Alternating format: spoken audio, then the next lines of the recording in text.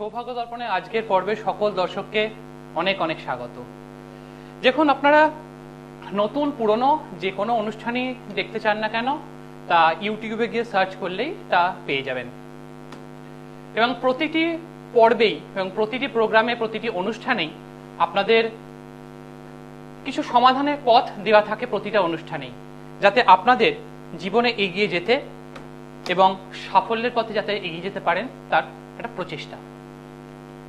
এই যে দীর্ঘদিন ধরে এতগুলো বছর ধরে এতগুলো প্রোগ্রাম মাধ্যমে আপনাদের কাছে সমাধানের কিছু পথ দেখিয়ে চলেছি, এবং তাতে আপনারা যে উপকৃত হচ্ছেন বা উপকৃত হয়েছেন এটা প্রতিনিয়ত যে আমাকে জানাচ্ছেন, এটাই হচ্ছে আমার কাছে বিশাল বড় প্রাপ্তি।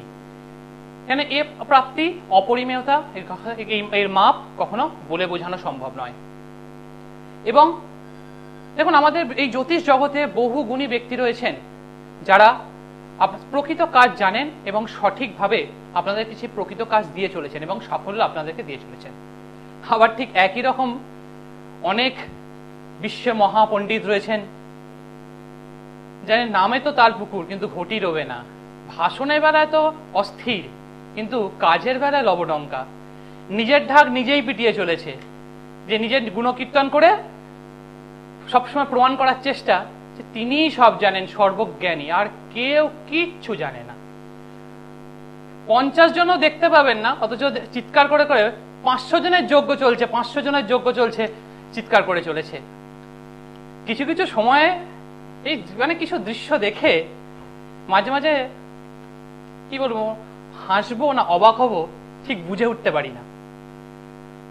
দেখুন, আমাদের অনুষ্ঠানের প্রত্যেকটা পর্বেই যেমন আপনাদের অ্যাকচুয়ালি স্টাডি বেস প্রবলেমগুলো যেগুলো আমি পাই সেগুলোকেই আপনাদের কাছে তুলে ধরি, এবং সেগুলোর অ্যাকচুয়ালি কারণটা কি সেই অবলেহনটাকেও আপনাদের কাছে তুলে ধরার চেষ্টা করি, যে কেন এই প্রবলেমটা হচ্ছে এবং তার সমাধানের কিছু উপাচার, যেটার মাধ্যমে আপনার সম্পূর্ণ সমাধান কখনো হতে পারে না।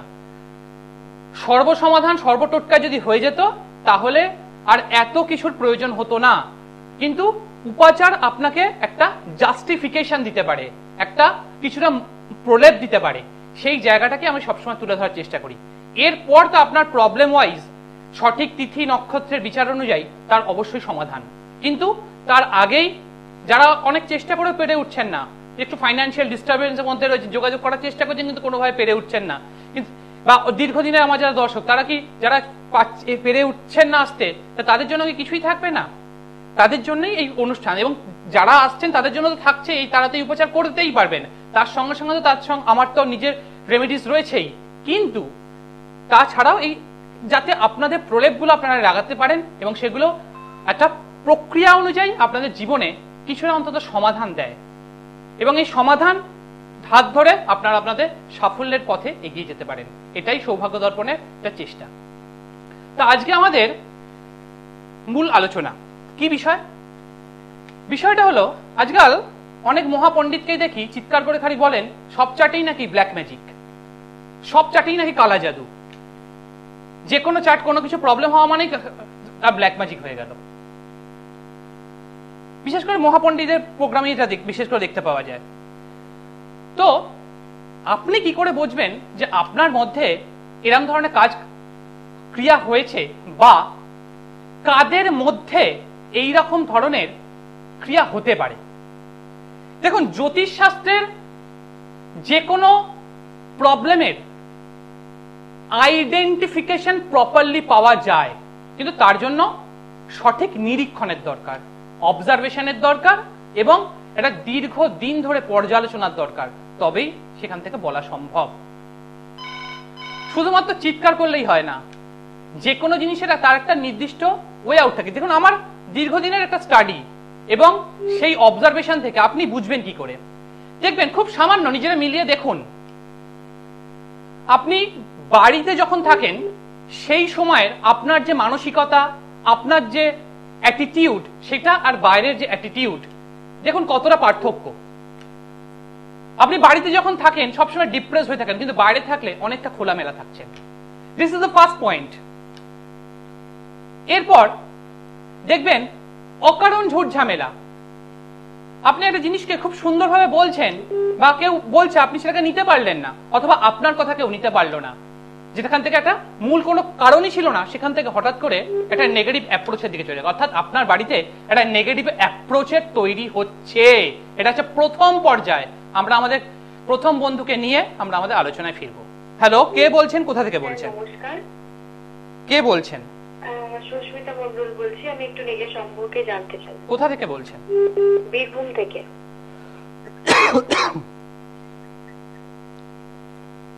সুস্মিতা দেবী, আপনার জন্ম তারিখ? 16/7/2003। 16/7/2003।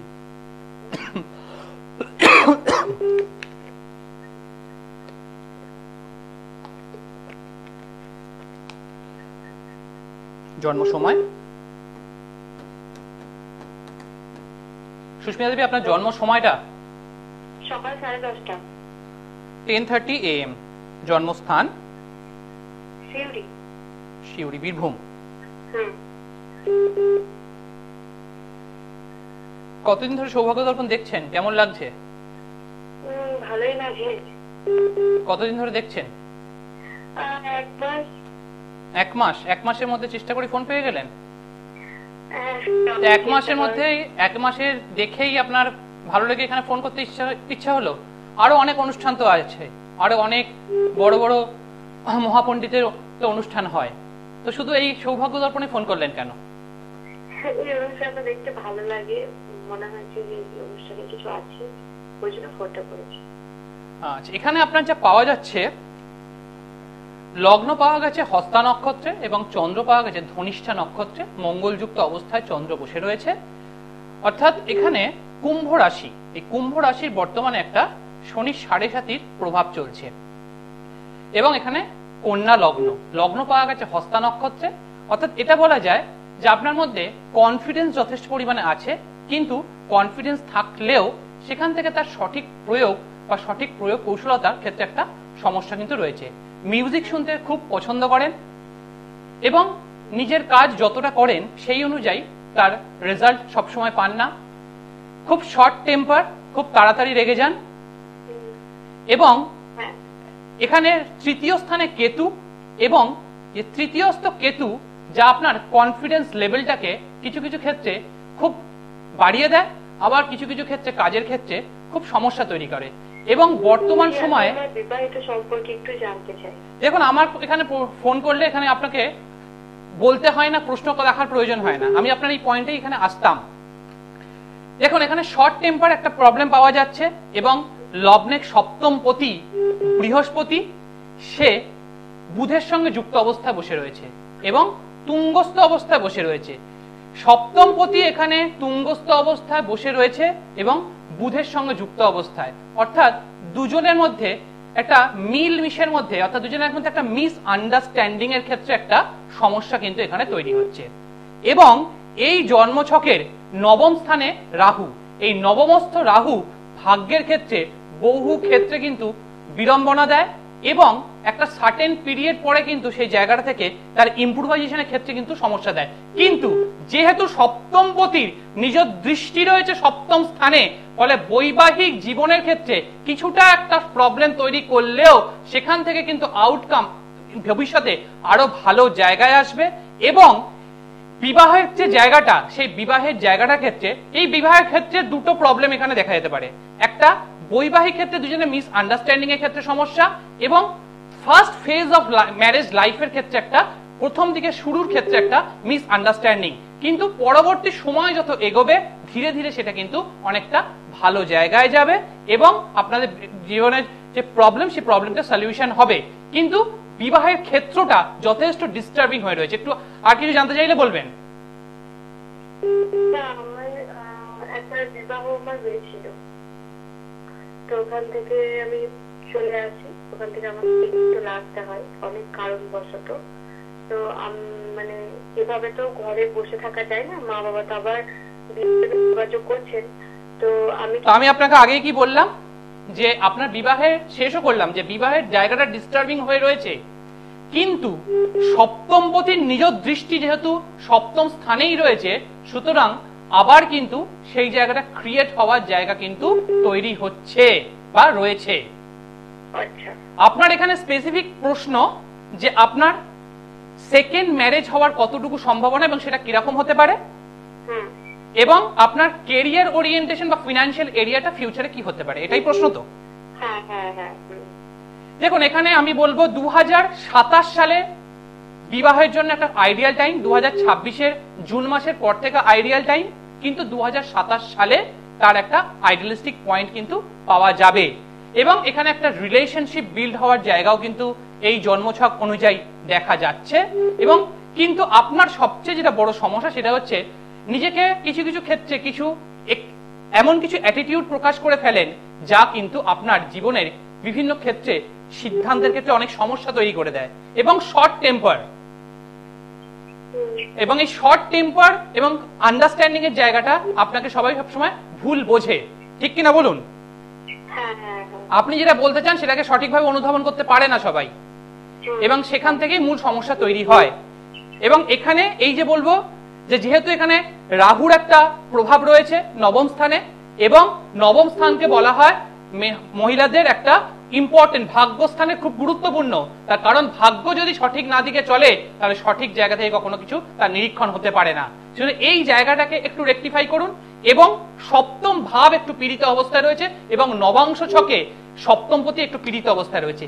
এই পার্টিকুলার এই জায়গাটাকে একটু রেকটিফাই করুন, তাহলে দেখবেন এখান থেকে আপনার অনেক ইম্প্রোভাইজেশন হবে।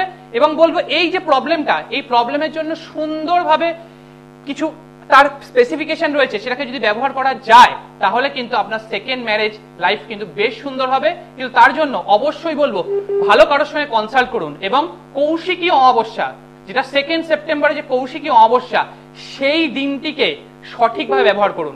সেটা যদি করতে পারেন তাহলেই কিন্তু এর ইম্প্রোভাইজেশন সম্ভব। এবং প্রতি সপ্তাহের মঙ্গলবার দিন 40 গ্রাম ওজনের কালো চাপাতা কোনো সুইপারকে অথবা এমন কোনো ব্যক্তিকে দান করুন যার প্রয়োজন রয়েছে, এরকম ব্যক্তিকে দান করুন। এই উপাচারটাকে প্রথম শুরু করুন এবং ভালো কারোর সঙ্গে কনসাল্ট করে কৌশিকী অমাবস্যাটাকে কাজে লাগান। পার্টিকুলার যে সেক্টরটাকে বলে দিলাম সেই জায়গাটাকে রেকটিফাই করুন। আপনি ভালো থাকবেন, আপনার ভবিষ্যৎ জীবন অনেক ভালো হবে এবং ফাইন্যান্সিয়াল জায়গাটা অনেকটা স্টেবল জায়গায় আসবে। আর কিছু জানার আছে?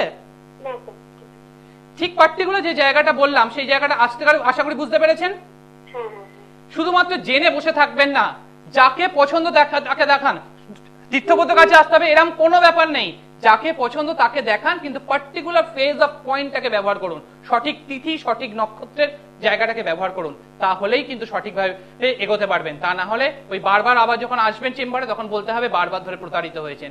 সেই জায়গাটাকে না করে নির্দিষ্ট পয়েন্টটাকে লক্ষ্য করে সেই জায়গাটাকে সমাধানের চেষ্টা করুন। সঠিক সময় সঠিক তিথিটাকে যে ব্যবহার করুন, যে এই সময়টাকে যদি ব্যবহার করতে পারেন তাহলে জীবনে সফলতা নিশ্চয়ই আসবে। ভালো থাকুন এবং এগিয়ে চলুন। দেখুন, আমাদের যে কোনো জন্মছকের প্রতিটা জন্মছকে আলাদা আলাদা তার আধার থাকে, সেইটাকে যদি সঠিকভাবে নিরীক্ষণ করা যায় তাহলে সেখান থেকে চিৎকারের প্রয়োজন হয় না, সঠিকভাবে যে কোনো জিনিসকে আইডেন্টিক্যালি বোঝানো সম্ভব। হ্যালো, কে বলছেন, কোথা থেকে বলছেন? হ্যাঁ নমস্কার স্যার, আমি পূর্ব বর্ধমান কাংলা থেকে বলছিলাম। কার সম্বন্ধে জানবেন? আমি একটু আমার ভাইয়ের সম্বন্ধে জানতাম স্যার। ভাইয়ের নাম? ভাইয়ের নাম সত্যম গুহ। সত্যম গুহ? হ্যাঁ। আপনার নাম? আমার নাম সম্রাট গুহ। সম্রাট গুহ ফোন করছেন সত্যম গুহের জন্য। আচ্ছা, ভাইয়ের জন্ম তারিখ? ভাইয়ের জন্ম 10/10/1986। 10/10/1986। জন্ম সময়? 10/10/1986। 10/10/1986। জন্ম সময়? জন্ম সময় রাত্রি 10টা 35। জন্মস্থান? বর্ধমান। সৌভাগ্য দর্পণ কতদিন ধরে দেখছেন? আমি প্রায় দেখি, কিন্তু আজকে একটু ভাইয়ের সম্বন্ধে জানবার জন্য আজকে। আচ্ছা, এখানে ভাইয়ের যা পাওয়া যাচ্ছে, ভাইয়ের লগ্ন পাওয়া গেছে এখানে আদ্রা নক্ষত্রে অর্থাৎ মিথুন রাশিতে, এবং চন্দ্র এখানে পাওয়া গেছে পূর্বাষাঢ়াতে। অর্থাৎ এখানে বলা যায় যে ভাইয়ের মধ্যে সবসময় একটা স্ট্রং ডিপ্রেশন বা মানসিকভাবে সবসময় একটা চাপের মধ্যে থাকে এবং যে কাজই করে সেই কাজের মধ্যে সবসময় সফলতার ক্ষেত্রে একটা সমস্যা। রবি কেতুযুক্ত অবস্থায় পড়ে রয়েছে। রবি কেতুযুক্ত অবস্থায় থাকার জন্য এবং সমস্ত গ্রহই এখানে নেগেটিভ অ্যাপ্রোচ দিচ্ছে, যেহেতু রাহু এবং কেতুর মধ্যে সবকটা গ্রহই চলে গিয়েছে, অর্থাৎ এখানে একটা নেগেটিভ কালসর্প দোষ। দেখুন, কালসর্প দোষ মানে সবসময় খারাপ নয়, কিন্তু এখানে নেগেটিভ কালসর্প দোষ এবং এই নেগেটিভ কালসর্প দোষের সঙ্গে সঙ্গে এখানে যে পাওয়া যাচ্ছে সেই লগ্নপতিও এখানে পীড়িত অবস্থায় বসে রয়েছে। যেহেতু লগ্নপতি এখানে পীড়িত অবস্থায় বসে রয়েছে, ফলে যে কোনো সাকসেসের ক্ষেত্রে একটা সমস্যা। এবং বর্তমানে শরীরের জায়গাটা, এই শরীরটা কিন্তু খুব একটা বর্তমান সময় খুব একটা ভালো যাচ্ছে না। এক্স্যাক্টলি, দেখুন আপনি বলার আগেই আমি বলেছি এটাই সৌভাগ্য দর্পণের স্পেশালিটি, খুঁজে বেড়াতে হয় না, একটা স্পেসিফিক পয়েন্টেই কথা বলা হয়। দেখুন, আদ্রা নক্ষত্র মানে কি? আদ্রা নক্ষত্রের প্রতীক হচ্ছে এক ফোঁটা চোখের জল, অর্থাৎ সারাটা জীবনে এতদিন পর্যন্ত কোনো জায়গা থেকে যতই চেষ্টা করুক না কেন প্রপার ইমপ্রুভাইজেশন অফ রেজাল্ট পায়নি, কেরিয়ার যেরকম ভাবে চেয়েছিল সেইভাবে গুছিয়ে উঠতে পারেনি, ফাইন্যান্সিয়াল জায়গাটা একটা ডিস্টারবেন্সের মধ্যে দিয়ে সবসময় চলছে, বর্তমান সময়ে মানসিকভাবে যথেষ্ট পরিমাণে প্রেসারের মধ্যে দিয়ে যাচ্ছে, পরিবারের সবার সঙ্গে যে যাই বলুক না কেন তার এগেনস্ট একটা নেগেটিভ অ্যাপ্রোচ, নেগেটিভ ভাইব্রেশন বেরিয়ে আসে। বলুন, এইরকম প্রবলেম তো? আপনার এখানে স্পেসিফিক প্রশ্ন হচ্ছে ভাইয়ের জীবন এবং ফাইন্যান্সিয়াল এরিয়া, বা বলতে পারেন যে ক্যারিয়ার ওরিয়েন্টেশন, এটাই তো? দেখুন, এখানে বলবো যেহেতু এখানে নেগেটিভ একটা কালসর্প দোষ এবং দশমপতি এখানে একটু পীড়িত অবস্থায় বসে রয়েছে, এইটাই হচ্ছে মূল প্রবলেম। এটার জন্য ভালো কারোর সঙ্গে কনসাল্ট করুন, তাহলে সেখান থেকে তার ইমপ্রুভাইজেশন পাবেন। তবে একটাই কথা বলবো যে কারোর সঙ্গে যোগাযোগ তো অবশ্যই করতে হবে এবং তার জন্য কৌশিকী অমাবস্যাটাকে যে রয়েছে সেটাকে ব্যবহার করতে হবে। কিন্তু কোথাও পৌঁছানোর আগে প্রতি বুধবার একটা পাত্রের মধ্যে অল্প একটু সবুজ যে ডাল পাওয়া যায়, সেই ডাল, 10টা দুব্বা, 5টা লবঙ্গ আর 5টা এলাচ আর 5টা লাড্ডু অর্পণ করবেন গণেশকে, এবং প্রতি সপ্তাহের শনিবার এবং শুক্রবার মহাদেবের জলাভিষেক করবেন। এইটুকু কাজ প্রথম শুরু করুন এবং তারপর ভালো কারোর সঙ্গে কনসাল্ট করুন, দেখবেন এখান থেকে ইমপ্রুভাইজেশন 100% পাবেন। আশা করি বোঝা গেল। এবং তার সঙ্গে এই যে কালসর্পদোষের যে নেগেটিভ অ্যাপ্রোচ, সেটাকেও একটু প্রতিকার করার চেষ্টা করুন। এবং এই যে পার্টিকুলার যে কৌশিকী অমাবস্যা হচ্ছে এমন একটা তিথি, যে তিথিকে যদি সঠিকভাবে জীবনে ব্যবহার করা যায় তাতে কিন্তু যে কোনো ধরনের সমস্যা থেকে বেরিয়ে আসা যায়। অবশ্যই উপাচার শুরু করুন একদম নেক্সট ডে থেকে, এই সপ্তাহের বুধবার থেকে, তারপর ভালো কারোর সঙ্গে কনসাল্ট করুন এবং এই প্রবলেমটা থেকে বেরিয়ে আসার ফার্স্ট পদক্ষেপটা নিন। আশা করি বুঝতে পেরেছেন। কথা বলে কেমন লাগলো? মানে আপনি যে কটা কথা বললেন 100% আপনি যে কটা বললেন আমি তো আপনাকে বলি যে জিনিসগুলো আমার ভাইয়ের হচ্ছে। দেখুন, একটা জ্যোতিষকে, যে জ্যোতিষের চার্টকে যদি সঠিকভাবে দেখা যায় তাহলে সেখান থেকে সঠিকভাবেই বলা যায়, এবং সেটা আপনারা দীর্ঘদিন ধরেই দেখছেন। এবং আমার একটা অনুষ্ঠানে শুধুমাত্র আমি নক্ষত্র নিয়ে বলি, পরের অনুষ্ঠানে বলি না, এরকম আমার নয়। আশা করি বুঝতে পেরেছেন। ফলো আপ করুন, দেখবেন ভালো থাকবেন। আমাদের যে আলোচনা মূল জায়গাটা ছিল যে আপনি বুঝবেন কি করে, তার তো কিছু আপনাকে অবজারভেশন দিলাম, কিন্তু এখান থেকে বেরোবেন কিভাবে, তার জন্য 3টে স্টেপ, সিম্পলি 3টে স্টেপ। যত বড় কিছুই হয়ে থাক না কেন, এই 3টে স্টেপ আপনি যদি করেন আপনার প্রতিকার শুরু হয়ে গেল। এরপর ভালো কারোর সঙ্গে কনসাল্ট করুন, তার কারণ যত প্রবলেমটা ফেলে রাখবে তা কিন্তু অ্যারাইজ করবে। সুতরাং এই যে ব্ল্যাক ম্যাজিক যাদের ক্ষেত্রে হচ্ছে, তাদের কাদের ক্ষেত্রে হতে পারে? যাদের ক্ষেত্রে বিশেষত শনি, মঙ্গল এবং কেতুর অবস্থানের যে প্রবলেমটা রয়েছে সেই জায়গাটার, এবং বিশেষ করে যদি দেখা যায় যে তারা খুব পীড়িত হয়ে গিয়েছে, এবং বিশেষ করে মৃগশিরা এবং মঘা এই নক্ষত্র দুটোর মধ্যে যদি থাকে বিশেষ করে, এবং তার সঙ্গে সঙ্গে যদি দেখা যায় গন্ডমূল নক্ষত্রের মধ্যে পড়ে গিয়েছে, তাহলে কিন্তু তাদের ক্ষেত্রে এই ঘটনা ঘটতে পারে। কি করে বেরিয়ে আসবেন? যে কোনো অমাবস্যাযুক্ত তিথিতে প্রদোষকালে 1 গ্লাস জল নেবেন, পরিষ্কার কাঁচের গ্লাসে জল নেবেন, একটু লবণ দেবেন, দিয়ে সেটাকে দক্ষিণ পূর্ব কোণে রেখে দেবেন। স্টেপ 1। স্টেপ 2, এই একই দিনে অমাবস্যার দিনে একটা শ্বেত আকন্দের মূল সংগ্রহ করবেন, সেটাকে নিজের কাছে রেখে দেবেন এবং সেটাকে কালো সুতোয় প্রদোষকালে সেটাকে ধারণ করবেন। স্টেপ 3, প্রতি সপ্তাহের মঙ্গলবার শনিবার একটা লাল সুতো নেবেন এবং 5টা লেবু নেবেন, একটা করে লেবু গেঁথে তার উপরে দুটো করে লাল রঙের লঙ্কা দেবেন, দিয়ে সেটা গেটে ঝুলিয়ে রাখবেন। This are 3 steps. এটা আপনার প্রবলেম